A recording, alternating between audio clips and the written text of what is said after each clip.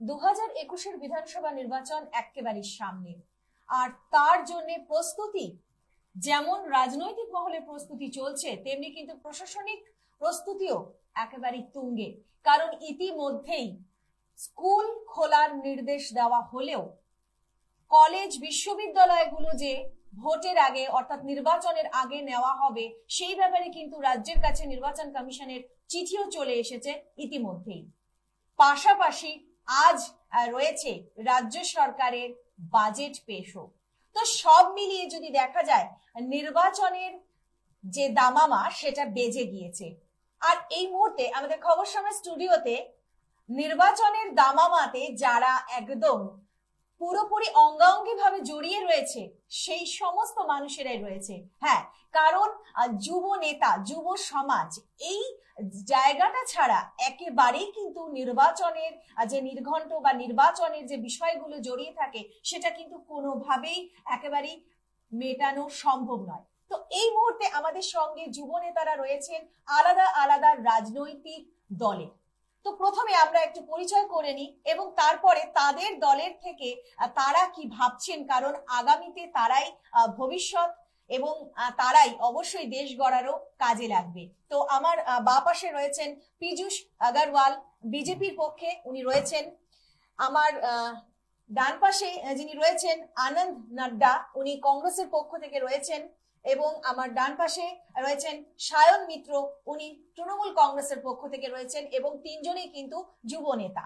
তো আমরা প্রত্যেকের কাছেই চলে যাব এবং সেই প্রশ্নগুলোই আমরা ছুড়ে দেব, যারা যেই প্রশ্নগুলো এখন হয়তো অনেকের মনেই ঘুরপাক খাচ্ছে। তো প্রথমে পীযূষ আপনার কাছে আমি চলে আসছি। যদি দেখা যায় যে একদম 2021 বিধানসভা একদম সামনেই রয়েছে, ইতিমধ্যে কেন্দ্র সরকারের কিন্তু একটা বাজেট পেশ করা হয়ে গিয়েছে এবং আজকে রাজ্যের বাজেটও পেশের ব্যাপার রয়েছে। তো কেন্দ্রের বিভিন্ন বাজেট সংক্রান্ত বিষয়, যেমন বিশেষত যদি বলা যায় শিলিগুড়ি থেকে কলকাতার জন্য যে রাস্তার জন্য একটা আলাদা অ্যামাউন্ট কিন্তু কেন্দ্র সরকারের পক্ষ থেকে ধার্য করা হয়েছে। যদিও মুখ্যমন্ত্রী মমতা বন্দ্যোপাধ্যায় এই বিষয়টা নিয়ে কিন্তু বলেছেন যে এটা কোথাও না কোথাও একটা নির্বাচনের একটা চমক রয়েছে। তো কি বলবেন একজন যুবনেতা বিজেপির পক্ষ থেকে? দেখুন, আমরা প্রতিবারই দেখে থাকি, এর আগে দেখেছি যখনও বাজেট পেশ হয়েছে কোথাও না কোথাও নির্বাচনকে মাথায় রেখে বাজেট পেশ করা হয়ে থাকে। কিন্তু এবার যে করোনার পরে পরিস্থিতিতে যে বাজেট আমাদের পেশ হয়েছে, ওই বাজেট আপনি বলতে পারেন যে আমাদের যে ইকোনমি আছে, ইকোনমিকে কি করে আবার ঘুরিয়ে আনা যায় এবং সর্বাঙ্গীন উন্নতি কি করে হতে পারে সেটার উপর ফোকাস করে এই বাজেটটা হয়েছে। যেটা আপনি বিশেষ একটি রাস্তার জন্য বললেন, কলকাতা থেকে শিলিগুড়ি যে রাস্তার উন্নয়ন হবে সেটা নিশ্চয়ই আছে বাজেটে। শুধু সেটাই কেন, এছাড়াও তো বিভিন্ন রাস্তার কথা বলা হয়েছে, সেটা বিত্তমন্ত্রী তার স্পিচে উল্লেখ করেছেন। সেটার জন্য ওনাকে ধন্যবাদ যে পশ্চিমবঙ্গের জন্য তিনি ধার্য করেছেন। কিন্তু এছাড়াও ভারতমালা প্রজেক্টের আন্ডারে লক্ষ লক্ষ কোটি টাকার প্রজেক্ট গত 2-1 বছর ধরে চলেই যাচ্ছে। তো শুধু একটি রাস্তাকে আলাদা করে দেখে সেটার বাজেটের মূল্যায়নটা করা উচিত হবে না। আমার মনে হয় সর্বাঙ্গীনভাবে যদি দেখা হয়, এই বাজেটটা ইনফ্রাস্ট্রাকচারের উপরে মেনলি ফোকাস করেছে, যে আমাদের পরিকাঠামোগত উন্নতি কি করে হতে পারে এবং কি করে আমাদের হেলথের উপরে আমরা ফোকাস করতে পারি, সেই দুটি বিষয় মূলত এই বাজেটের আপনি বলতে পারেন মূলে ছিল। মানে আপনার কথা এটাই দাঁড়াচ্ছে যে বাজেট যেটা পেশ হয়েছে কেন্দ্রের পক্ষ থেকে সেটা কোথাও না কোথাও একটা সর্বাঙ্গীন ভাবে মানে একদম ঠিকঠাক বাজেট যেটাকে বলা যেতে পারে। তো আমি অবশ্যই আনন্দের কাছে চলে যাব যে কংগ্রেসের পক্ষ থেকে অনেক সময় দেখা গিয়েছে যে রিক্রুটমেন্ট অর্থাৎ বেকারত্বের সমস্যা নিয়ে নানান সময় মুখ খুলেছে কংগ্রেসের যুব নেতারা, এগিয়ে এসেছে। তো এবারের যে বাজেট যেটা একটু আগে বললো যে একটা সার্বিক উন্নতির ক্ষেত্র তৈরি করবে এই বাজেট, তো কি মনে হচ্ছে একজন কংগ্রেসের যুব নেতা হিসাবে বাজেট সকলের জন্য কতটা ফলপ্রসূ হবে? ये जो बजट है इस बार का, ये सिर्फ 10% उन लोगों के लिए है जो सिर्फ रिच स्किल पे आते हैं। इंडिया में 90% ऑफ पीपल मिडिल क्लास और पुअर क्लास फैमिली से आते हैं। यहाँ पे एमएसएमई सेक्टर्स भी बहुत है। आप इस बजट में देखो एमएसएमई सेक्टर को कहाँ पे रिलीफ दिया गया है। ये जो भी इन्वेस्टमेंट्स करने की बातें की गई है वो लार्ज स्केल्स इंडस्ट्रीज को ही मिलेगा इसका बेनिफिट। एमएसएमई सेक्टर्स को कहीं पे भी कोई बेनिफिट नहीं है। अगर मिडिल क्लास व्यापारी को अगर पैसा अगर नहीं दिया जाता है काम करने के लिए तो इंडिया की ग्रोथ होगी कहाँ से? आफ्टर कोरोना, जो कोरोना के बाद में जो हालात चल रहे हैं, यहाँ पे इंडिया की ग्रोथ होनी बहुत जरूरी है, यहाँ पे लोगों की ग्रोथ होना बहुत जरूरी है। पर यहाँ पे एमएसएमई में कोई भी बेनिफिट नहीं देने की वजह से इंडिया का कोई भी बिजनेसमैन का कोई भी গ্রোথ नहीं हो पा रहा। তো আপনার কেন মনে হচ্ছে এটাতে গ্রোথ হবে না? আপনার কি মনে হচ্ছে যে গ্রোথটা কিভাবে আসতে পারতো, কিভাবে এটা পেশ করলে সেটা হতো? जैसे कि अदर कंट्रीज में जो फॉलो अप किया जाता है, जैसे कोई पेंडेमिक के बाद में एमएसएमई सेक्टर्स को पैसे दिए जाते हैं कि आप पैसे लो, आप काम करो। वो पैसे रिफंड अगर नहीं भी अगर मिलते हैं तभी भी गवर्नमेंट उनमें रिलीफ देती है। पर इंडिया में ऐसा हो रहा है कि एमएसएमई सेक्टर को कोई भी जगह पे अगर काम करना है आफ्टर पेंडेमिक के अंदर में, पेंडेमिक के बाद, तो उनको ये कह दिया जाता है कि आप जाओ बैंक से लोन लो। पर हकीकत सबको पता है कि बैंक से लोन इतनी जल्दी नहीं मिलता है। वहां पे आपको कोलेट्रल देना ही पड़ेगा।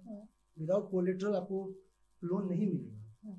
प्लस बैंक में विदाउट सोर्सेज, विदाउट एनी जान पहचान की आपको लोन जल्दी से सैंक्शन नहीं होगा। तो इसका मतलब ये है कि ऑलरेडी जब लोगों की अवस्था इतनी खराब चल रही है, परिस्थिति इतनी खराब चल रही है for MSME sectors, for the middle class and for the poor people, उसके ऊपर वो और लोन ले और वो और अपना इंटरेस्ट का कर्ज बढ़ाए अपने ऊपर। ये तो सही नहीं है ना। जैसे अदर कंट्रीज में फ्रीली एक लोअर क्लास और मिडिल क्लास की लोगों को जो पैसा रिलीफ में दिया जाता है, वो इंडिया में ऐसा नहीं हो रहा।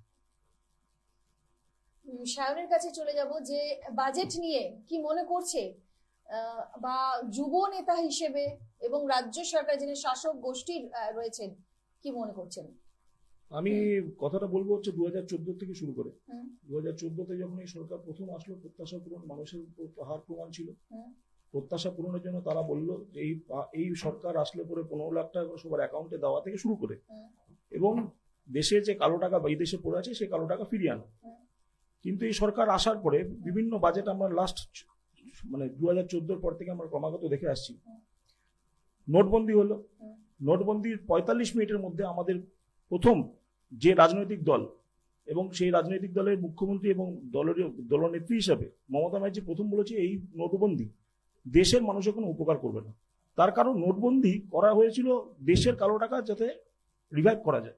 কিন্তু আমরা দেখলাম রিজার্ভ ব্যাংকেরই ঘোষণা অনুযায়ী যে টাকা তোলার জন্য, যে কালো টাকা তোলার জন্য নোটবন্দি করা হলো, 99% টাকা ফেরত আসলো।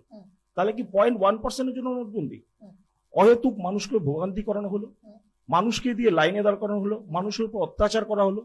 বড় লোক কিন্তু কোনোদিন এই অত্যাচারের শিকার হয়নি। হয়েছে আমার থেকে বড় বা মিডিল ক্লাস, আমার ঠিক ওপরের মিডিল ক্লাস এবং আমার নিচের লোয়ার মিডিল ক্লাস, যে স্টেজটা আমরা বিলংস করি সেই মানুষগুলো। বৃদ্ধ লোকরা প্রচুর হয়রানি হয়েছে, লাইনে দাঁড়িয়ে অনেক মানুষ মারা গেছে। এই সরকার বিগত 30 বছরের কোন এরকম সরকারের অমানবিক আচরণের থেকেও অনেক অনেক এগিয়ে অমানবিক আচরণ। এবং আপনারা দেখছেন যে এই যে বাজেট, বর্তমানে এই যে করোনার পরে এই যে বাজেট, সেই বাজেটে যেখানে একটা মানুষকে দিশা দেখানোর কথা, একদম সম্পূর্ণ পরিপন্থী। যেটা একদম আমার পূর্বতন বক্তা যেটা বললো যে এটা বড় লোকের বাজেট, একদম সত্যি কথা, এটা বড় লোকেরই বাজেট। তার কারণ গরিবের এখানে কোনো দিশা নেই। আমরা ভেবেছিলাম এই করোনার পরবর্তীকালে যখন কোটি কোটি মানুষ যখন কাজ হারিয়েছে, যখন তাদের অন্ন বাসস্থান সংস্থানের জন্য তারা দূরে দূরে ঘুরে বেড়াচ্ছে, আমরা দেখেছি করোনাকালে আপনারা অনেক করেছেন, আমরাও তার সাথে বিভিন্ন রাজনৈতিক দলও করেছে। সেই সময় প্রতিটি মানুষের কাছে আমাদের পৌঁছানোর একমাত্র কারণ ছিল মানুষের কাছে যেন দুমুঠো অন্ন জোগাড় দিতে পারি। তার পরবর্তীকালে, করোনা পরবর্তীকালে এই বাজেট যেখানে মধ্যবিত্তকে কোনো ট্যাক্সেশনের সুবিধা দেওয়া হয়নি, কৃষিতে কোনো রকম ছাড় দেওয়া হয়নি, যেখানে আজকে ওয়ার্ক ফ্রম হোমে একটা কালচার চলে এসছে। আজকে আপনি একদম ছোট থেকে শুরু করে মোটামুটি মিডল ক্লাসের ওপর আপার মিডল ক্লাস অব্দি সবাইকে এখন ওয়ার্ক ফ্রম হোম করতে হচ্ছে। তো তাদের জন্য তাদেরকে একটা ঘরে ইনফ্রাস্ট্রাকচার ডেভেলপমেন্ট করতে হচ্ছে।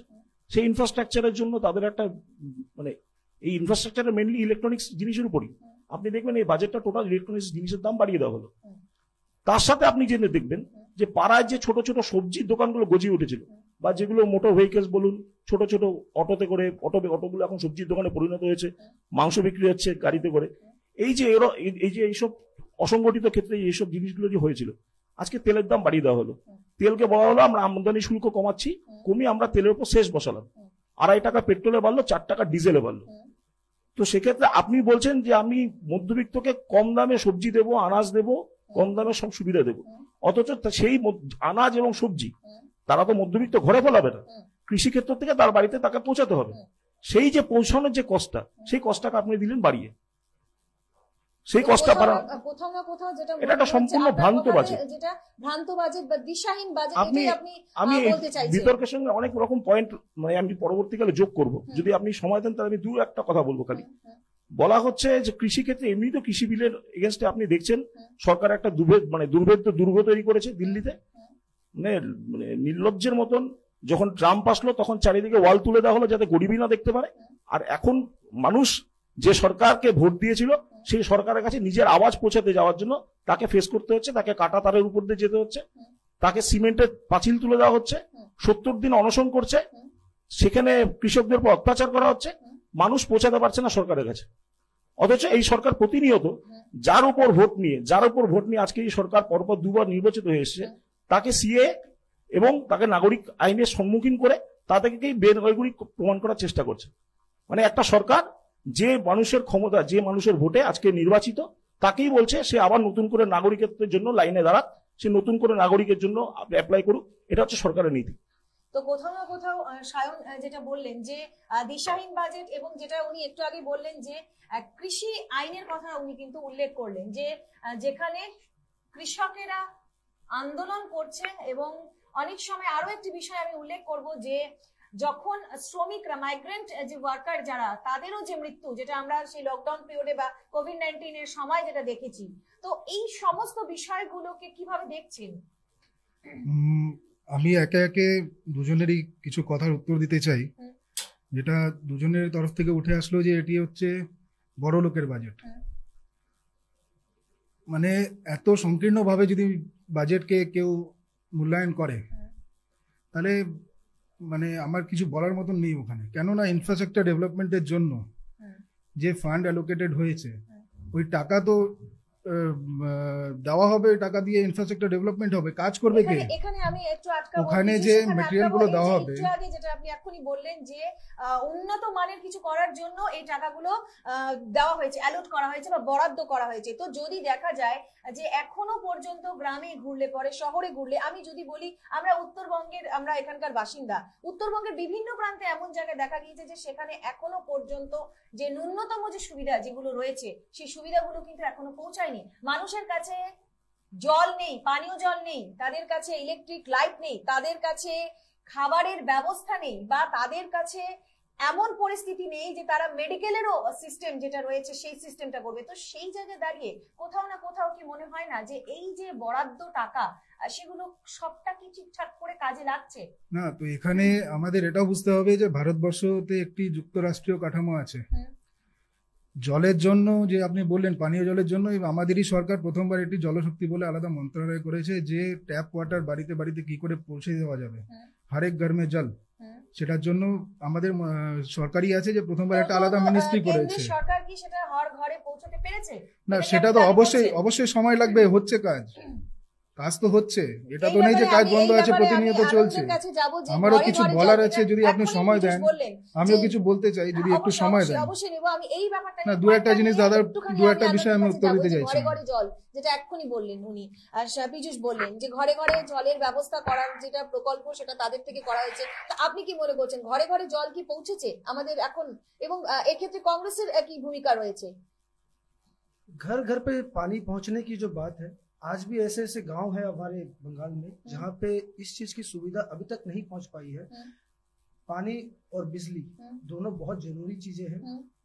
काफी ऐसे गांव है जहां पे अभी तक ये दोनों चीजों की सुविधा नहीं पहुंच पाई है। इस चीज को देखते हुए ये सेंट्रल गवर्नमेंट और स्टेट गवर्नमेंट दोनों का बहुत बड़ा फेलियर है इस चीज के अंदर, कि वो जो अपने वादे करते हैं कि हम लोगों तक पहुंच पा रहे हैं, पर ये बातें অন রেকর্ড पे नहीं आ रही है कि वो लोगों तक पहुंच पा रहे। তো এইখানে আনন্দ, আপনাকেও আমি বলবো যে যেটা একটু আগে বললেন যে কেন্দ্রের এখন যে সরকার রয়েছে তারা বাধা করেছে বা তারা আশ্বাস দিয়েছে, সেই আশ্বাসের যে প্রতিশ্রুতি অনুযায়ী তারা কাজ করতে পারেনি। কিন্তু যখন কংগ্রেস ছিল, যখন কংগ্রেস আমাদের কেন্দ্রে ছিল, সেই সময় কতটা প্রতিশ্রুতি তারা পালন করতে পেরেছে বলে মনে করা হচ্ছে? कांग्रेस अपने राज में ऐसा नहीं है कि इंडिया में कोई भी इंफ्रास्ट्रक्चर बना नहीं था या हॉस्पिटलिटी बनी नहीं थी या कोई भी चीजें ऐसी नहीं थी जो सुविधा नहीं आई थी इंडिया में। आज कांग्रेस ने ही शुरुआत की है सब चीजों की, उसके बाद बीजेपी सेंट्रल गवर्नमेंट ने उनका भोग किया है। आज जीएसटी कांग्रेस का ही दिन है। कांग्रेस इसे इम्प्लीमेंट करना चाहती थी, पर ओपोज में सेंट्रल के जो अभी बैठे हुए नेता है उन्होंने ओपोज किया था जीएसटी को लेकर, तब इसे रोक दिया गया था। पर उस टाइम जो हमारी जो जीएसटी आने वाली थी कांग्रेस की तरफ से, वो बहुत ही सुलझी हुई जीएसटी थी। पर अभी की जो जीएसटी आई हुई है बीजेपी के शासन में, आज के जो सीएस भी है, काफी बार उनसे बातचीत होती है कि ये जीएसटी जो अभी हो चल रही है उसमें क्या है, तो उनका भी यही कहना है कि जीएसटी अभी के समय में जो आई हुई है वो बहुत कॉम्प्लिकेटेड है। जो एमएसएमई सेक्टर के जितने भी इंडस्ट्रियलिस्ट है, जितने भी काम करने वाले हैं, उनकी जो लिक्विड मनी है उनको कहीं ना कहीं आने वाले टाइम पे फ्यूचर पे उसे जीरो कर दी जाएगी। अगर कोई भी एमएसएमई सेक्टर की जो लिक्विड मनी है अगर वो जीरो अगर हो जाती है तो ऑटोमेटिक आपको वहां पे जो है बेरोजगारी बढ़ेगी। বেরোজগারি প্রশ্নে আমি আবার আসবো, অবশ্যই সায়নের কাছে যাব। যেটা পীযূষ যেটা বলছিলেন যে জলের যে সমস্যা, এবং যদি দেখা যায় যে আনন্দ কিন্তু অনেক ক্ষেত্রে যেটা স্বীকার করে নিয়েছে যে এই বিষয়টা যে এখনো অনেক জায়গায় পানীয় জলের সমস্যা রয়েছে বা আরো ইত্যাদি ন্যূনতম প্রয়োজন যেগুলো মানুষের সেগুলো রয়েছে। তো এক্ষেত্রে কি বলবে যে এই আবার বিধানসভা নির্বাচন আসছে এবং এই গত 5 বছরে কি কি হয়েছে বলে মনে হচ্ছে যে কতটা তারা পরিপূর্ণ করতে পেরেছে? দেখুন 2011 সালে মমতা ব্যানার্জি ক্ষমতায় এসেছিলেন শুধুমাত্র কিন্তু যে সরকার পাল্টাবে শুধু তার জন্য না, মানুষের একটা পাহাড় প্রমাণ প্রত্যাশা ছিল। মানুষ পশ্চিমবাংলাতে কংগ্রেসকেও দেখেছে দীর্ঘ সময়, স্বাধীনতার পর থেকে কংগ্রেসই ছিল একটা সময়। বাংলাকে তৈরি করার একটা বিশাল দায়িত্ব তাদের ঘাড়ে ছিল, তারা সেটা প্রত্যাশা প্রমাণে ব্যর্থ হয়েছিল বলে বামফ্রন্ট সরকার এসেছিল। বামফ্রন্ট সরকার 34 বছর শাসন ক্ষমতায়, মানুষ অনেকটা উপলব্ধি করেছে কিরকম শাসন ব্যবস্থা আমরা পেতে চলেছি। তারপরে মমতা ব্যানার্জিকে মানুষ ক্ষমতায় আনলো, তার কারণ বামেদের অপশাসনের বিরুদ্ধে একমাত্র মুখ কংগ্রেসের থেকে বেরিয়ে আসা, সেই সময় বেরিয়ে এসে কংগ্রেসের মানে সিপিএম এর বি টিম হিসেবে কাজ করা, সেটা প্রতিবাদ এবং দীর্ঘ সময় প্রতিবাদের পরে মানুষ মমতা ব্যানার্জিকে বাংলার মুখ্যমন্ত্রী পদে নিয়ে এসেছেন কাজ করার জন্য। এবং আমাদের এই পরপর দুবারের সরকারে এটা প্রমাণিত যে আজকে পশ্চিমবঙ্গের মানুষ 2016 সালে, বিরোধীরা তো 2016 সালে আমাদের মানে খাটো করতে কোনোভাবেই ছাড়েনি। 2016 সালে এত প্রত্যাশা বিরোধীরা যে মমতা ব্যানার্জি চলে যাচ্ছে সরকার 5 বছরের মাথায়, তারপরও বিপুল সংখ্যক সিট নিয়ে মমতা ব্যানার্জি ক্ষমতায় আসে। তার কারণ আমাদের দলের নেত্রী একটাই, মুখও একটাই, পশ্চিমবঙ্গে উন্নয়নের কান্ডারিও একটাই, এবং সততার মুখ থেকে শুরু করে সবই কিছু একটাই। মানে যেটা সায়ন যেটা বলতে চাচ্ছেন যে উন্নয়নের যেটা জোয়ার সেটা পুরোপুরি একদম হয়েছে বা প্রত্যেকটা জায়গায় আপনি লকডাউনের সময় আপনি লকডাউনের সময় থেকে দেখবেন বাংলার প্রান্তিক মানুষরা মমতা ব্যানার্জির 2 টাকা চাল রেশন ফ্রি হয়ে যায়। এখানে আমি প্রশ্ন রাখছি, 2 টাকার চাল যেটা বলছেন যে সেটা তো কথায়, একটু আগে যেমন বললো আনন্দ যেটা বলেন যে কিছু অন দা রেকর্ড, কিন্তু সেটা তো রেকর্ডে হচ্ছে, সেটা কি সঠিকভাবে সঠিক মানুষের কাছে অবধি পৌঁছাচ্ছে? আপনি কি মানুষের থেকে কোনোদিন বলতে পারবেন যে মানুষ এই লকডাউনে রেশনের চাল পায়নি বা রেশনের যে সামগ্রী এগুলো এসেছিল তারা কি মানুষ পায়নি? সেখানে কেন্দ্রীয় সরকাররা কোথায়? আমাদের পশ্চিমবঙ্গ থেকে, পশ্চিমবঙ্গে কারণ আমরা যেই শহরে বসে আছি সেই শহরে পরপর 3 বারের এমপি বিজেপির, আমরা 3 বারের এমপি পেয়েছি। করোনার সময় আমাদের এমপি সাহেব কোথায় ছিলেন? এমপি সাহেব এসেছিলেন মানুষের দুঃখ দুর্দশা দেখতে। দাদা যেরকম বললেন লকডাউনের সময় যে কাজ করেছেন, আপনারা বিভিন্ন মিডিয়া মাধ্যমে দেখেছেন যে আমাদের নির্বাচিত এমপির প্রশ্ন করছিলেন, বালুরঘাটের এমপি সুকান্ত দা, ওনাকে হাইকোর্ট থেকে পারমিশন নিয়ে আসতে হয়েছে যে আমার লোকজনের কাছে গিয়ে আমি ত্রাণ বিলি করে আসবো। আপনারা চালের কথা বলছেন, বালুরঘাটের এমপি তো এবার সদ্য পেলেন আপনারা। ঠিক আছে, আমি যেটা বলছি আপনি উত্তর, আমি যেটা বলছি আমার কথাটা কমপ্লিট হতে দিন না। আপনার কথা শান্তি মতন শুনেছি, আপনার কথা আমি শান্তি মতন শুনেছি। রাজু বিসকে শিলিগুড়ি কেন, দার্জিলিং বলছি তো যে বিমল গুরুং এর এগেনস্টে এতগুলো মামলা আছে, যাকে শুট অ্যাট সাইটের অর্ডার আছে, ওই বিমল গুরুং এখন পুলিশি হেফাজতে ওপেনলি র্যালি করে যাচ্ছেন। ছেলের বিয়েতে বিমল গুরুংকে দেখা গেছিল যখন তার নামে লুকআউট নোটিশ না, ওনারা আমাদের শরিক ছিলেন, আমরা কোনোদিনও লুকাইনি ওটা। আপনাদের কাছে আমরা তো আমরা রাজ্য সরকারের আমরা ডাবল স্ট্যান্ডার্ডের কথা বলছি না। কেস তো আপনারা দিয়েছিলেন, আজকে কি হলো? ওই কেসগুলো কি হলো? একজন পুলিশ অধিকারী ওখানে খুন করে মারা হলো, এই কেসগুলো কি হলো? তাহলে সেই যে আপনারা এমপির কথা বলছেন, ডাক্তার জয়ন্ত রায় জলপাইগুড়ি, ডাক্তার জয়ন্ত রায় জলপাইগুড়ির এমপি আছেন, উনি ব্যক্তিগতভাবে ডাক্তারও আছেন। ওনাকে ওনার কনস্টিটিউয়েন্সিতে জিতে দেওয়া হয়নি, ওনাকে নজরবন্দি ঘরবন্দি করার মতন একটা পরিস্থিতি হয়ে গেছে। কেন্দ্রীয় সরকার রাশন দিয়েছে, রাশনের চাল চুরি হচ্ছে, আমফানের টাকা আপনাদের কর্মীদের বাড়িতে চলে যাচ্ছে। একটা সবসময় বাধা প্রয়োগ করা হয়েছে শাসক পক্ষের পক্ষ থেকে, এটা কিন্তু বোধহয় আনন্দ বোধহয় আপনি এতক্ষণ ধরে 2011 থেকে গর্ব করছেন, এখন 9.5 বছরের পরে দুয়ারে দুয়ারে যেতে হচ্ছে। এই ব্যাপারটাতে কি বলবেন? এই যে যেটা এখনই পিজু যেটা বলেন যে বিরোধী পক্ষকে কোনো জায়গায় পৌঁছতে গেলে পরে তাদেরকে পারমিশন নিতে হচ্ছে কোর্টের কাছ থেকে বা প্রশাসনের কাছ থেকে, তো কি বলবেন এই ব্যাপারে আনন্দ? परमिशन की जरूरत इनको इसलिए पड़ रही है क्योंकि जो स्टेट गवर्नमेंट है उनको भी ऐसा कहीं लग रहा होगा कि ये जो अराजकता हो रही है ये पॉलिटिक्स के नाम पे अभी बंगाल में हमारी जो सेंट्रल गवर्नमेंट है, मैंने काफी रैलीज में देखा है और काफी जगहों पे देखा है कि ये अराजकता फैलाने में ज्यादा विश्वास रखते हैं कि लोगों के सामने मासूम नहीं, कोविड के टाइम पे जो त्राण दे रहा है उसमें अराजकता कैसी? नहीं, आप बोल रहे हो आप कि काफी जगहों पे ऐसा देखा गया है कि अराजकता फैलाए, लोगों के सामने मासूम बने और सारी सिंपैथी हम गेन करके ले जाए, क्योंकि इलेक्शन के मूड में आए हुए थे ये बहुत पहले से कि यहाँ पे जो सरकार है उसको हटा दिया जाए। तो उसी बेस पे उन्होंने क्या किया है कि बहुत पहले से ये टारगेट लेके चल रहे कि हम लोगों के तक पहुंचेंगे कि ये दिखाकर कि हम मासूम हैं, हमारे पर अत्याचार हो रहा है और हम हर जगह पीट रहे हैं, पर ऐसा कुछ नहीं है। आज बीजेपी जो सेंट्रल गवर्नमेंट, यहाँ पे जो स्टेट गवर्नमेंट के अंदर में जितनी भी बीजेपी के कार्यकर्ता, 100 से अधिक हमारे कर्मियों का खून हुआ है, राजनीतिक खून हुआ है। आप बोल रहे हैं कुछ नहीं है, आप बोल रहे हैं इलेक्शन के लिए हम लोग सोच रहे हैं। आपने सीपीएम के साथ में गठबंधन क्यों बनाया? आपने क्यों बनाया? आप क्या वोट नहीं लड़ेंगे? आप राजनीतिक दल, आप इलेक्शन नहीं लड़ेंगे?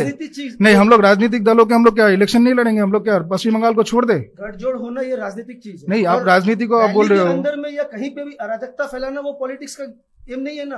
नहीं, कहाँ अराजकता? इसे कार्यकर्ता छोटे छोटे चीजों के लिए हमें बार बार प्रशासन के पास जाना पड़ता है। तुरंत कहा कि कार्यकर्ता मारे गए, तो ये लॉस पार्टी का हो रहा है कि जो उनके घर पे जो लोग मरे हैं उनके घर पे लॉस है? नहीं, तो जो मार रहे हैं उनसे पूछिए ना कि राजनीतिक खून कितना सही है। বলবেন সায়নের কি মতামত রয়েছে যে শাসক গোষ্ঠীর পক্ষ থেকে একটা বিরোধ করার যে প্রবণতা, এটা বলছেন ওনাদের যেটা অভিযোগ। উনি লকডাউন নিয়ে কথাটা তুললেন, তাহলে একটা জিনিস মনে করিয়ে দিই, শুধুমাত্র সুকান্ত বাবুর কথা না, আবার শুধু রাজু বাবুর কথাও না, সারা দেশ দেখেছে এটা নিয়ে বড় বড় কার্টুন পিকচার পর্যন্ত হয়েছে যে শ্রমিকরা মাইলের পর মাইল, কিলোমিটার পর 100 কিলোমিটার হেঁটেছে, পরিযায়ী শ্রমিকরা কিভাবে রাস্তায় মারা গেছে। অনেক জায়গা আপনারা দেখতে পেয়েছেন যে মা পড়ে আছে, শিশু পাশে বসে কাঁদছে, সে বুঝতেও পারছে না। দাদা, শ্রমিক এক্সপ্রেস মনে আছে তো? করোনা এক্সপ্রেস মনে আছে তো? দিদি বলেছিলেন ওই শ্রমিকদের যখন ট্রেনে করে আনা হলো, করোনা এক্সপ্রেস আসছে। সে তো আমরা দেখতেই পাচ্ছি যে আপনিও জানেন এরকম একটা পরিস্থিতি পাওয়া যায় না। সেখানে একা সোনুসুদ একা গভর্নমেন্টের মতো কাজ করে দেখাতে পারলো, যেখানে গভর্নমেন্ট একটা কাজ করে দেখাতে পারলো, নির্বাচিত গভর্নমেন্ট কাজ করতে পারে না, সেখানে সোনুসুদের মতো একটা অভিনেতা নিজের চেষ্টায় বিহারে এতগুলো শ্রমিক। দেখুন, নির্বাচিত সরকার কাজ করেছে, নির্বাচিত সরকার কাজ করেছে। এরকম প্যান্ডেমিক প্রথমবার এসছে, যে বাংলার সোনুসুদ হচ্ছে আমাদের এরকম প্যান্ডেমিক প্রথমবার এসছে। ওই প্যান্ডেমিকের পরে যা পরিস্থিতি এসছে, সেই পরিস্থিতি থেকে কি করে মোকাবিলা করা যাবে তার জন্য আমাদের এখানে একটা পিপি কিট হতো না। আমরা প্রতিনিয়ত 4 লক্ষের বেশি পিপি কিট বানিয়েছি, আজকে কোভিড এর ভ্যাকসিন বানিয়েছি। হ্যাঁ, উন্নতশীল দেশরা করতে পারেনি, আমাদের পার্টি অফিস থেকে হয়নি, ভারতবর্ষের বিজ্ঞানীরা করেছেন। আমাদের ওরকম পার্টি অফিস থেকে হয় না, আমাদের বিজ্ঞানীরা করেছেন, আমরা গর্বিত তার জন্য। কোভিড এর ভ্যাকসিনটা কি কোথাও না কোথাও একটা রাজনৈতিক একটা এজেন্ডা বা রাজনৈতিক একটা? অবশ্যই না, কি মনে হচ্ছে? অবশ্যই না। যখন রাজনৈতিক এজেন্ডা তখনই হয় যখন বিরোধী বলে যে मैं बीजेपी का वैक्सीन नहीं लगाऊंगा। তো আমি তো বলছি না, আমাদের দেশের সায়েন্টিস্টরা বানিয়েছেন। আমি ভারতবর্ষের কথা বলছি। তো মাইগ্রেন্ট ওয়ার্কার নিয়ে যেটা আমরা আমাদের প্রতিবেশী, আমাদের বন্ধু রাষ্ট্র যেগুলো আছে তাদের আমরা বলেছি তাদেরও ফ্রিতে আমরা ভ্যাকসিন দিচ্ছি।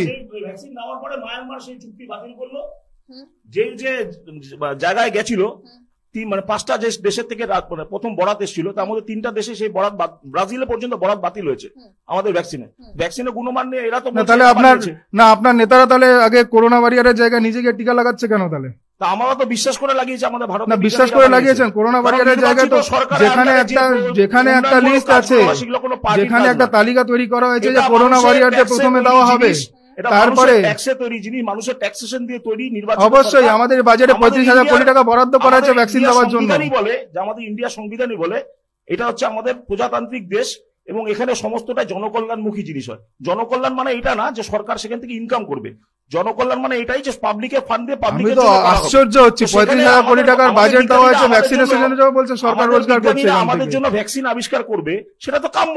সেই জন্যই তো আমাদের বিজ্ঞানীদেরকে আমরা সম্মান দিয়ে সেই জায়গায় আমরা, সেই জায়গায় তো বলছি। আনন্দ কি বলতে চাইছেন, আনন্দের কি মতামত রয়েছে এই ব্যাপারে? मैं अपने साथी के साथ ये कहना चाहूंगा कि उन्होंने जो अभी कहा कि जो हेल्थ केयर और इंफ्रास्ट्रक्चर और वैक्सीन के पीछे जो सरकार ने बजट में जो इन्वेस्टमेंट किया है, पर उनको ये जानना जरूरी है कि after 8 quarter of slow down, जब हमारी जीडीपी ऑलरेडी 7.5 माइनस में थी, और 4th quarter of our pandemic, यहाँ पे लोगों को आशा थी, जो माइग्रेंट्स है, जो वर्कर्स है, जो मिडिल क्लास है, जो पुअर है, उनको आशा थी कि ये बजट उनके लिए कुछ अच्छा लेकर आएगा, पर ऐसा कुछ भी इस बजट में देखा नहीं गया है। और ये बजट में दिमाग हो सकता है पर दिल कहीं पे भी नहीं हो सकता। मैं आपको माइग्रेंट के पॉइंट में एक चीज मैं अवगत करा देता हूँ कि वो कुछ अपना अच्छा पेश करेगी जिससे पुअर माइग्रेंट्स और लेबर वर्कर्स को कुछ बेनिफिट मिले, पर इस बजट के अंदर सिर्फ दिमागी था, दिल कहीं पे भी नहीं था। না আমি এটাই বলতে চাই যে করোনা পরিস্থিতিতে যে রেশনের জন্য যে সমস্যা হচ্ছিল, মাইগ্রেন্ট ওয়ার্কারদের যে কথা উঠছে, এই বাজেটে বলা হয়েছে যে মাইগ্রেন্ট ওয়ার্কারদের জন্য তালিকা করা হবে, তাদের ওয়ান নেশন ওয়ান রেশন কার্ডের আন্ডারে আনা হবে, তারা যেখানে ইচ্ছা সেখানে রেশন পাবে, তাদের তালিকাভুক্ত করে। ইভেন এটাও বলা হয়েছে যারা একদম আপনার মানে যে ওয়ার্ড ইউজ করা হয়েছে গিগ অ্যান্ড প্ল্যাটফর্ম ওয়ার্কার্স, তাদেরও মিনিমাম ওয়েজেসের মধ্যে আনা হবে, তাদের জন্য ইএসআই এর মধ্যে আনা হবে। তো এগুলো কার জন্য হচ্ছে? 1,000 কোটি টাকা যে টি ওয়ার্কার্সদের জন্য, 1,000 কোটি টাকা যে টি ওয়ার্কার্সদের জন্য অ্যালট করা হলো, সেটা কিসের জন্য? আসামে এবং পশ্চিমবঙ্গে অবশ্যই আমি না করছি না, তো দুজনেই প্রচার করছেন পশ্চিমবঙ্গের জন্য। আমি বলছি আমি বিজেপিকে রিপ্রেজেন্ট করছি, এখানে আসাম আর পশ্চিমবঙ্গ দুজনের জন্যই বলা হয়েছে। এবং সবার কাছে আমি একটা প্রশ্ন রাখবো, যেটা এখনই বলা হলো যে মাইগ্রেন্ট ওয়ার্কার থেকে শুরু করে প্রত্যেকের জন্য যে রাখা হচ্ছে, যে ব্যবস্থা করা হচ্ছে, সেটা কি সঠিকভাবে শুধু করা হচ্ছে? এটাই থাকছে না, তাদের কাছে পৌঁছেছে? যদি যাই দেখি যে আমাদের তরাই ডুয়ার্সের এখানে এলাকায় যে চা বলয় রয়েছে, চা বলয় এখনো কিন্তু টি ওয়ার্কারদের যে পরিস্থিতি রয়েছে সেটা কিন্তু বদলায়নি।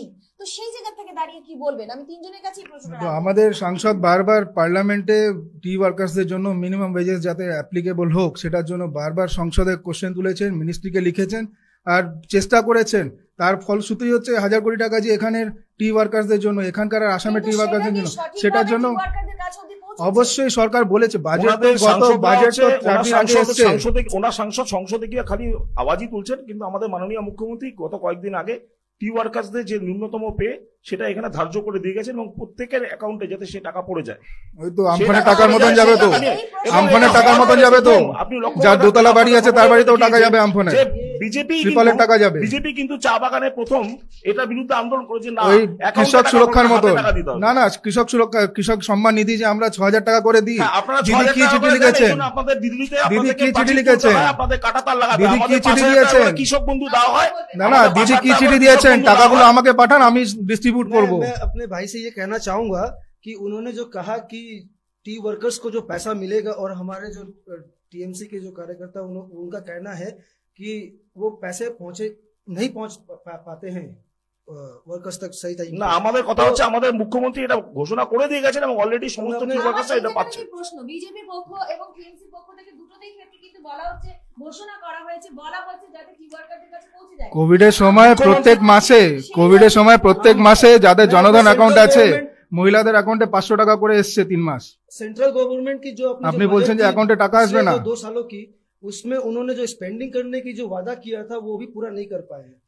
उन्होंने जो 2018 में है वो 94% उन्होंने स्पेंडिंग अपना जो वादा था वो पूरा किया है, और 2019 में उन्होंने 96% किया है। तो रिमेनिंग जो आपका स्पेंडिंग्स है वो जो आप बचा ले रहे हो या कुछ भी कर ले रहे हो, वो आपको ही पता होगा। जो ब्लैक मनी आपकी आने वाली थी और वो ब्लैक मनी कहाँ चली गई वो पता भी नहीं चला।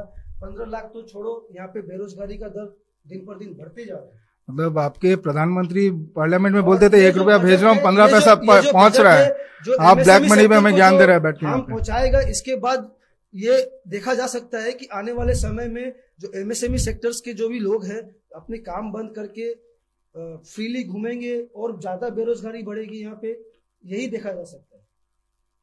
मतलब मेरे को नहीं समझ में आ रहा कि आप कौन सी करप्शन की बात कर रहे हो या क्या कर रहे हो आप, क्योंकि आपके प्रधानमंत्री ने पार्लियामेंट में खड़ा होकर बोला था कि 1 रुपया यहाँ से बेचता हूँ 15 पैसा पहुंचता है। नहीं, अगर स्पेंडिंग कम हुआ है तो उसमें भी मैं वापस बोल रहा हूँ, ये फेडरल स्ट्रक्चर है ना, कुछ प्रोजेक्ट इसीलिए अटके हुए रहता है कि डीएम को पैसा अलॉट नहीं करता है, वो राज्य की सरकार उसको नहीं अलॉट करने देती है। माइग्रेंट्स के पैसे क्या, माइग्रेंट्स को तो माइग्रेंट्स के सिचुएशन है पहली बार पैंडेमिक में, माइग्रेंट्स की जो सिचुएशन है वो पहली बार आई है। ये आपके लिए भी और हमारे लिए भी, सबके लिए एक नई चुनौती थी। इसके साथ में पुअर्स के साथ में मिडिल क्लास के साथ में आपका व्यवहार जो है आपकी सेंट्रल गवर्नमेंट का वो देखा जा चुका है यहाँ पे। इसीलिए 2014 के इलेक्शन के बाद में हमें और ज्यादा बहुमत के साथ में सरकार मिली, आपकी परिस्थिति और खराब हो गई। कहीं कोई भी रिलीफ नहीं दिया गया है उनको। नहीं, मैं वही बोल रहा हूँ, आशा जो माइग्रेंट्स और लेबर्स और जो मिडिल क्लास पुअर क्लास जो लगा कर रखे थे आपके बजट से, वो कहीं ना कहीं पूरे के पूरे चकनाचूर हो चुके। मैं वही तो समझा रहा हूँ, माइग्रेंट के लिए इसमें बात करी गई है, हेल्थ केयर के लिए जो इन्वेस्टमेंट होगा वो किसके लिए है? आप जो बोल रहे हो कि पूंजीपतियों का बजट है, ये जो rural health care urban health care की बात हो रही है, पूंजीपति rural health care urban health care में नहीं जाते हैं, वो किसके लिए है? কোথাও না কোথাও একটা প্রশ্ন কিন্তু বারবার উঠেই আসছে বা থেকেই যাচ্ছে, সেটা হলো যে আমরা চেষ্টা করছি কিন্তু বিভিন্ন গ্রাম শহরে পৌঁছে যেতে, এবং আমরা যাচ্ছি, কিন্তু সেখানকার মানুষদের কথা যারা অন ক্যামেরা আমাদেরকে বক্তব্য দিচ্ছে যে তাদের কাছে কিন্তু তাদের এলাকার জনপ্রতিনিধিরা হয়তো কখনো পৌঁছচ্ছেও না। তো যদি দেখা যায় আমাদের রাজ্যের কথাই আমি প্রথমে যেহেতু ধরছি, শিক্ষার ব্যবস্থা, স্বাস্থ্য ব্যবস্থা, এই প্রতিটি ক্ষেত্রে কি মনে হচ্ছে যে এই প্রতিটি ক্ষেত্রে কেন্দ্র, রাজ্য কিংবা কংগ্রেসের জোট সরকার এরা কি সেই জায়গাটায় কি পৌঁছতে পারছে? তারা কি সেই মানুষগুলোকে সেই জায়গাটা দিতে পারছেন? তাদের যে প্রয়োজনীয়তাগুলো রয়েছে, এটা তিনজনের কাছে থাকছে এই প্রশ্ন। আপনি কোভিডের পর একটা জিনিস লক্ষ্য করলেন যে আমাদের রাজ্য সরকারের থেকে আমাদের শিলিগুড়ি কেন্দ্রিক যদি আমি বলি, তো শিলিগুড়িতে প্রথমে ডিসান হাসপাতাল না হলো, ডিসান নার্সিংহোমকে না হলো সম্পূর্ণ কোভিডের জন্য, তারপরে তো আস্তে আস্তে চ্যাং নার্সিংহোমকে না হলো, তারপরে আমাদের উত্তরবঙ্গ মেডিকেল কলেজের একটা উইংসকে আমাদের করোনার জন্য ব্যবহার করা হলো, এবং আস্তে আস্তে শয্যা বাড়ানোর জন্য পশ্চিমবঙ্গ সরকার থেকে অনেকগুলো নার্সিংহোমকে অধিগ্রহণ করা হলো। তা আমি শুধুমাত্র শিলিগুড়ির মানে ক্ষেত্রে যদি বলি, তা আমার এতটুকু ছোট্ট শহরের জন্য যদি এত দ্রুততার সাথে এতগুলো নার্সিংহোমকে অধিগ্রহণ করা, মানুষকে শুধুমাত্র পরিষেবা দেওয়ার জন্য, যেখানে মানে নর্মাল জনতা, মানে সাধারণ জনতা যাকে বলে, তারা পর্যন্ত এই করোনা হাসপাতাল থেকে ফিরে এসে বলছে যে আমরা শিলিগুড়ি বড় বড় নার্সিংহোমে পয়সা দিয়েও এরকম সুযোগ সুবিধা পাইনি আমরা কোনো। সেখানে যেরকম খাওয়া দাওয়া থেকে শুরু করে ডাক্তাররা প্রতিনিয়ত সে দেখে যাওয়া, সম্পূর্ণ ফ্রি ট্রিটমেন্ট বাড়ি থেকে নিয়ে যাওয়া থেকে শুরু করে বাড়িতে দিয়ে যাওয়া। সায়ন, এই জায়গাটা প্রশ্ন রাখবো যে অনেক ক্ষেত্রে কিন্তু এমনও উঠে এসেছে খবর, হয়তো সংবাদ মাধ্যমেই হয়তো আপনারা দেখে থাকবেন বা শুনে থাকবেন, যে অনেক জায়গাতেই চিকিৎসক যাচ্ছেন না, খাবার ঠিকঠাক পাওয়া যাচ্ছে না, ট্রিটমেন্ট ঠিক করে হচ্ছে না, এই বিষয়গুলো শিলিগুড়িতেও কিন্তু করোনার সময় একটা বিশাল আকার ধারণ করেছিল। একটা সময় আমাদের শিলিগুড়িও কিন্তু প্রায় 6-7 হাজার সংক্রমিত ছুঁয়ে ফেলেছিল। তো সেক্ষেত্রে দাঁড়িয়ে শিলিগুড়ির মতন জায়গায় যখন নার্সিংহোম গুলো কিন্তু খুব একটা বড় নয়, যেখানে 1000 বেডের নার্সিংহোম কোনোটাই নেই, খুবই কম সংখ্যক, তারপরে আমাদের আস্তে আস্তে আমাদের এই ইন্ডোর স্টেডিয়ামকে নেওয়া হলো। তো আমাদের শিলিগুড়ির ক্ষেত্রে যখন সারা ভারতবর্ষে এই সিচুয়েশন, সারা পৃথিবী সহ, তো সেখানে চিকিৎসক সংখ্যাগুলো মানে চিকিৎসক সম্প্রদায়ের একটা মানে সংখ্যাও তো একটা নিমিত্ত কম। তো সেখানে সমস্ত ডাক্তাররা, যেখানে ডাক্তাররা এফেক্টেড হয়েছিল, অনেক ডাক্তাররা সেই সময় পাওয়া যাচ্ছে না, কারণ তারাও করোনাতে এফেক্টেড ছিল। বিভিন্ন জায়গায় একসাথে বিপর্যয় নামার ফলে ডাক্তারের সংখ্যা কম ছিল। হ্যাঁ, বিক্ষিপ্ত ঘটনা কিছু হয়েছে, আপনি যেটা দেখেছেন যে হ্যাঁ সকালবেলা হয়তো পৌঁছেনি, কিন্তু আপনাদের সময় আপনাদের খবরের প্রচারের পরে সেখানে ডাক্তার পৌঁছেছে। সব জায়গায় একবারে যে মানে বিপর্যয় একবারে মোকাবিলা করা সম্ভব, সেটা তো সম্ভব হয়নি।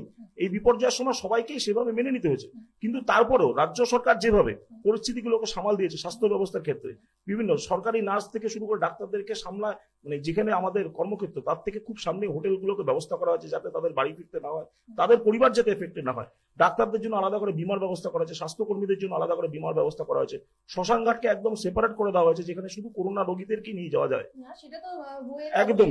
একদমই মানে এত দ্রুততার সাথে, আমি বলছি যে এত দ্রুততার সাথে এই পরিস্থিতি থেকে, যেখানে আমাদের রাজ্য সরকার কিন্তু দীর্ঘদিন ধরে সেন্ট্রালে কোনো প্যাকেজ পায়নি। সে আপনি কংগ্রেস সরকার থাকাকালীনও বলুন বা তারপরে পরবর্তীকালে বিজেপি সরকার আসার পরে বলুন, রাজ্য কিন্তু আমাদের কোনো আর্থিক বেনিফিট যেটা এক্সট্রা করে প্যাকেজ সেটা পাইনি। এই পরিস্থিতিতে আমি একটা কথা একটা লাস্ট একটা শেষ করে নিতে চাই।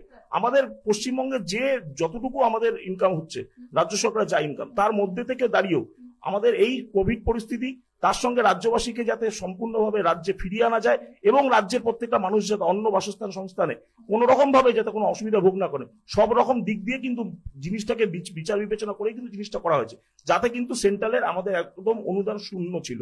আপনি আমি এই বিষয়ে বলতে চাই, যদি 2 মিনিট সময় দেন। দাদা এখন বললেন যে এখানে আমাদের ওরকম পরিকাঠামো নেই, ওই পরিকাঠামোর মধ্যে আমরা করেছি, অমুককে নিয়েছি তমুককে নিয়েছি।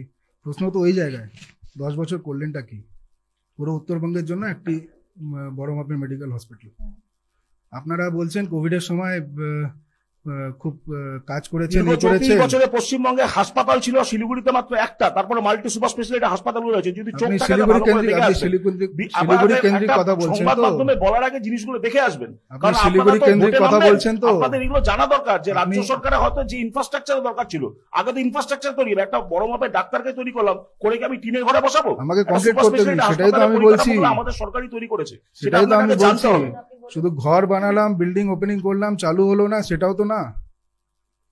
আপনি যে বললেন যে বিফলতা ওই জায়গা থেকেই তো আসছে। দ্বিতীয়ত, ওই আমরাই দেখেছি সংবাদ মাধ্যমে পিপি কিটের জায়গায় রেনকোট দেওয়া হচ্ছে। অবশ্যই আমরা দেখেছি, আমরা দেখছি কনসেপ্ট আইসিএমআর এর গাইডলাইন্স থাকা সত্ত্বেও,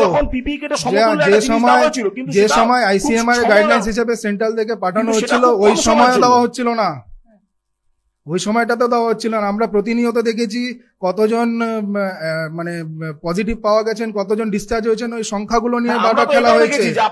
সেন্ট্রাল টিম এখান থেকে, আমি বলছি তো প্রত্যেকটা জায়গায়, আপনার জায়গা আমি বলে দিচ্ছি তো, সেন্ট্রাল টিম আসলো যখন কোভিড এর সময় পরিস্থিতি যে এখানে হয়ে গেছিল, মারাত্মক পরিস্থিতি হয়ে গেছিল, একটা সেন্ট্রাল টিম আসলো, সেই সেন্ট্রাল টিমকে অসহযোগিতা করা হলো। আর সেখানেই যখন আমফানের পরে যখন একটা বাজেটের জন্য যে হ্যাঁ কত টাকা কি ক্ষতি হলো সেটা ময়না তদন্ত করার জন্য সেন্ট্রাল টিম আসলো, ওই সেন্ট্রাল টিমকে আদর আপ্যায়ন করে একদম জামাই ট্রিটমেন্ট করা হলো। আপনাদেরও তো এখানে ডাবল স্ট্যান্ডার্ড আছে। প্রধানমন্ত্রী প্রথম এসেছিলেন আমফান পরিদর্শন করার জন্য। আমার না, দেশের প্রধানমন্ত্রী উনি, আপনাদের প্রধানমন্ত্রী এসে প্রথম, উনি দেশের প্রধানমন্ত্রী, অবশ্যই দেশের প্রধানমন্ত্রী, আপনার মানতে হবে। মুখপাত্র মতন লাগে না, মোটেও না, উনি দেশের প্রধানমন্ত্রী, আর আপনার ওই সম্মানটা দিতে হবে। इतनी सारी उपलब्धि आपने गिना दी है, पर मैं आपकी इतनी बड़े स्पीच के ऊपर मैं यही कहना चाहूंगा, सिर्फ एक ही लाइन है कि आपकी इतनी उपलब्धियों के बाद भी बंगाल की जनता कंफ्यूजन में ही रही है कोरोना को लेकर, ट्रीटमेंट कैसे होगा। आप इसका जवाब दे सकते हैं कि वो कंफ्यूजन किस लिए रहा लोगों के अंदर में? क्योंकि আমি বাংলায় বলছি আপনার কথার উত্তর। করোনা এমন একটা জিনিস, শুধুমাত্র পশ্চিমবঙ্গের মানুষ না, সারা বিশ্বের মানুষ এখনো পর্যন্ত ধোঁয়াশা আছে যেটা অ্যাকচুয়াল ট্রিটমেন্টটা কি। আমরা ভ্যাকসিন আবিষ্কার করেছি ঠিকই, কিন্তু যেটা অ্যাকচুয়াল প্রপার ট্রিটমেন্ট, করোনার যে প্রপার ট্রিটমেন্ট, সেটা প্রপার ট্রিটমেন্ট বলতে এখনো পর্যন্ত মনে হয় বিশ্বের কোনো জায়গায় এখনো পর্যন্ত সেটা ट्रीटमेंट के लिए नहीं कहा जा रहा ना। ब्रिटेनों पর্যন্ত কালকের খবরে নতুন স্ট্রেন আবিষ্কার कोरोना की जो ट्रीटमेंट चली है, इसके अंदर सेंट्रल और स्टेट गवर्नमेंट दोनों फेल हुए, क्योंकि कोरोना का ट्रीटमेंट भारत जैसे बड़े देश में, पर ये लोगों को ये मैसेज तक नहीं पहुंचा पाए अच्छे से कि किस तरीके से ट्रीटमेंट कराना है, कहाँ पे जाके आपको एडमिट होना है। नहीं, इसमें मैं आपको बोलता हूँ, आईसीएमआर जो है, आईसीएमआर का एक गाइडलाइंस था, वो गाइडलाइंस फॉलो करके ट्रीटमेंट हो रही थी हर जगह। बहुत लोग ठीक भी हुए हैं, बहुत जन रिकवर भी हुए हैं, किस तरीके से बहुत जन रिकवर भी हुए हैं। আমি একটা জায়গায় বলবো যে আপনি যে তথ্যটা আপনি দিলেন যে মানুষ মানে বিভ্রান্তের মতন ছুটে বেড়াচ্ছিল, একদমই না। আমি সেখানে বলবো, রাজ্যও বলবো এবং সম্পূর্ণ দেশেও বলবো, সম্পূর্ণ দেশে যেভাবে এই করোনাকে নিয়ে প্রচার করা হয়েছিল, মানুষ অ্যাটলিস্ট এটা জানতো যে করোনা হলে পরে আমাকে আমার যে एडवर्टाइजमेंट बहुत अच्छी बात है हुई है, मैं उसके लिए नहीं बोल रहा हूँ, मैं कंफ्यूजन के बारे में बात कर रहा हूँ। ट्रीटमेंटটা কি হবে, मैं लोगों के अंदर का कंफ्यूजन के बारे में बात कर रहा हूँ कि किस तरीके से ट्रीटमेंट होगा, इसका कहाँ एडमिशन लेना, कहाँ पे टेस्टिंग करवानी है, इवन लोगों के अंदर उसके लिए तो पूरा पोर्टल बना हुआ था, पोर्टल में सारे डिटेल्स थे। यहाँ पे कोरोना के टाइम में काफी लोगों से ये जाना गया है कि एक परिस्थिति ये जरूर थी कलकत्ता में जो बार बार उठ के आई है कि कोई ट्रीटमेंट के लिए एक हॉस्पिटल में जा रही है, वहां बोल रहा है बेड नहीं है, फिर दूसरे हॉस्पिटल में जा रही है, वहां बोल रहा है बेड नहीं है, फिर तीसरे में जाना पड़ रहा है, वहां भी एडमिट ले रहा है कि नहीं ले रहा है उसका गारंटी नहीं है। ये भी एक परिस्थिति हुई थी। कोरोना में आप जो তার একটা বিশেষ কারণ আছে, তার কারণ আছে শুধু করোনার জন্য বাকি যারা করোনাহীন পেশেন্ট তাদেরকে তো সাফার করিয়ে লাভ নেই। না অবশ্যই একটা বিষয় কিন্তু আমরা অনেক সময় এটাও দেখেছি যে এই কোভিড এর সময় যেটা একটু আগে এখনই বললেন সায়ন বললেন যে কিছু পেশেন্ট এমন ছিলেন হয়তো তারা করোনা না, কিন্তু তাদেরকে ফিরিয়ে দেওয়ার যে বিষয় সেটাও কিন্তু আমরা আমাদের রাজ্যে কেন অন্যান্য জায়গাতেও কিন্তু সেটা দেখা গিয়েছে। তো সব মিলিয়ে ভোটের যে দামামা যেটা একটু আগে আমি বললাম যে একেবারেই বেজে গিয়েছে এবং তুঙ্গে রয়েছে রাজনৈতিক দলগুলোর প্রচার, পাশাপাশি তাদের ভাবনা। তবে এইবার বিধানসভা নির্বাচনের ক্ষেত্রে তারা কি বলছেন, ইতিমধ্যে রাজ্য সরকারের পক্ষ থেকে কিন্তু যে বাজেট সেটাও কিন্তু পেশ হচ্ছে। এই মুহূর্তে মুখ্যমন্ত্রী মমতা বন্দ্যোপাধ্যায় বাজেট পেশ করছেন এবং তিনি যেটা দেখা যাচ্ছে যে মাতৃবন্দনায় বরাদ্দ করলেন তিনি 25,000 টাকা, চা বাগানের শ্রমিকদের জন্য তিনি 150 কোটি টাকা বরাদ্দ করলেন এবং নেতাজির নামে নিউটনে আজাদ হিন্দ স্মারক তিনি প্রতিষ্ঠা করার কথা তিনি বললেন এবং কলকাতা পুলিশের নেতাজি স্মরণে নেতাজি ব্যাটালিয়ন, অর্থাৎ নেতাজি কিন্তু এখানে একটা অবশ্যই রয়েছে। আমি উভয়ের কাছে এই প্রশ্নটা রাখবো, রাজ্যে নেতাজি যোজনা কমিশন, অবশ্যই রাজ্যে নেতাজি যোজনা কমিশন থাকছে, দুস্থ মহিলাদের জন্য মাতৃবন্দনা প্রকল্পও থাকছে, তো একাধিক প্রকল্প কিন্তু রয়েছে এবার রাজ্য বাজেট 2021-এ এবং অবশ্যই রেশন চালু থাকছে, বিনামূল্যে রেশন চালু থাকবে, এটাও কিন্তু মমতা বন্দ্যোপাধ্যায় একটু আগেই কিন্তু উনি বললেন। তো আমরা তিনজনের কাছে আবারও যাচ্ছি যে কি এই যে একটু আগে নেতাজি প্রসঙ্গটা এই কারণে আনলাম যে নেতাজি নিয়ে যদি দেখা যায় এইবারে 2021-এর বিধানসভা ভোটের আগে নেতাজিকে নিয়ে বোধহয় বেশি অনুষ্ঠান বা বেশি অনেক কার্যক্রম দেখা গিয়েছে বিভিন্ন রাজনৈতিক দলগুলোর ক্ষেত্রে। তো এক্ষেত্রে কার কি বক্তব্য বা কি বলার আছে? নেতাজি দেখুন, নেতাজি আমাদের বাঙালির আবেগ। যদি বাংলা তথা ভারতের স্বাধীনতাতে যদি ভারতের যে ব্রিটিশ শাসনের যে মানে ভয়াবহতা সেটাকে যদি বিশ্বের সমাদরে যদি কেউ প্রকাশ করে থাকেন প্রথম, তাহলে সেটা হচ্ছে নেতাজি। বিভিন্ন দেশে ঘুরেছেন এবং বিভিন্ন দেশে ঘুরে তিনি ভারতবর্ষে যে ব্রিটিশ শাসনের অপশাসন সেটার বিরুদ্ধে তিনি যে একটা সেনাবাহিনী গঠন করা এবং যে জনমত গঠন করা তার জন্য তিনি ভূয়সী মানে তিনি কাজ করেছিলেন। এবং সেই নেতাজিকে নিয়ে প্রথম যদি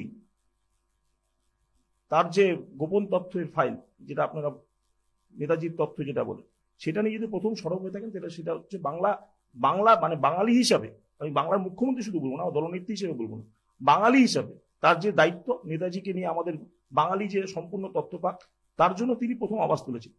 এবং এই আওয়াজ তোলার পরেই কিন্তু আপনারা দেখবেন যে কংগ্রেস সরকারই বলুন বা বিজেপি সরকারই বলুন তাদের টনক নড়ে বসে যে নেতাজিকে নিয়ে তাদের ফাইল প্রকাশ করতে হবে। কিন্তু আমরা কিন্তু আজ পর্যন্ত সেই ফাইল কিন্তু আমরা পাইনি, টুকরো কয়েকটা তথ্য সেই ফাইলের থেকে বেরিয়ে এসছে। কি বলবেন পীযূষ? আমরা পশ্চিমবঙ্গে যারা থাকি আমি এক পশ্চিমবঙ্গবাসী হিসেবে বলছি, এখানকার যে মনীষীরা আছেন সে নেতাজি হোক, বিবেকানন্দ হোক, রামকৃষ্ণ হোক বা বিভিন্ন কবিগুরু রবীন্দ্রনাথ ঠাকুর হোক, সবাই আমাদের আবেগের বিষয়। আমরা সবাই তাদের দেখে সবসময় আমরা উৎসাহ পাই, তাদের দেখে ইন্সপিরেশন পাই। নেতাজির বিষয়ে দাদা যেটা বললেন, অবশ্যই এটা অনেক পুরনো একটা ডিমান্ড আছে, আমাদের কাছেও এসছে অনেকবার ডিমান্ড। তো সেটা নিয়ে যা করার সেটা অবশ্যই কেন্দ্রীয় সরকার করবে। সেই সময়কাল কি হবে না হবে সেটা আমার বলার মধ্যে এখতিয়ারের মধ্যে নেই। কিন্তু প্রধানমন্ত্রী 1943 সালে যেখানে নেতাজি প্রথম ট্রাই কালারটা হোয়েস্ট করেছিলেন আমাদের পতাকা, সেই জায়গাটায় স্মারক বানিয়ে এসছেন। সেটা কার জন্য? নেতাজি সম্মানের জন্য। ওনার গৌরবে আমাদের গৌরব। তো এই জিনিস নিয়ে আমার মনে হয় রাজনীতি করার বিষয় নেই। সেই মনীষীরা আমাদের ইন্সপিরেশন দেন, সেই ইন্সপিরেশনটা নিয়ে আমরা যদি আমাদের ব্যক্তিগত জীবনে সেটা ইমপ্লিমেন্ট করতে পারি আমাদের সবারই ভালো হবে। मैं भी उनकी एक बात से सहमत हूँ कि जो हमारे हिस्ट्री पर्सन है उनको लेकर राजनीति नहीं होनी चाहिए, और अगर कोई राजनीति अगर होती है तो बहुत ही खराब बात है। मैं इस चर्चा के ऊपर में मैं कोई चर्चा नहीं करना चाहता हूँ, क्योंकि मैं उनको दिल से मानता हूँ। मैं उनके ऊपर कोई पॉलिटिक्स हो या फिर कोई बेइज्जती हो, ये मुझसे बर्दाश्त नहीं हो पाएगा। इसीलिए मैं इस टॉपिक पे कुछ बात नहीं बोलना चाहता हूँ। ওকে, তো আমরা কিন্তু রাজনৈতিক দলগুলোর যারা যুব নেতা রয়েছে, যারা পথপ্রদর্শক এবং যারা একদম গ্রাসরুট লেভেল থেকে যারা কাজ করছেন, মানুষের কাছে পৌঁছে যাচ্ছেন, আর সেই সমস্ত যুব নেতাদের নিয়ে আজ আমরা স্টুডিওতে অনেকক্ষণ আলোচনা করলাম। নানান বিষয় উঠে এলো, নানান সমস্যা, নানান সমাধান এবং নানা প্রকল্প ইত্যাদি কথা কিন্তু উঠে এলো।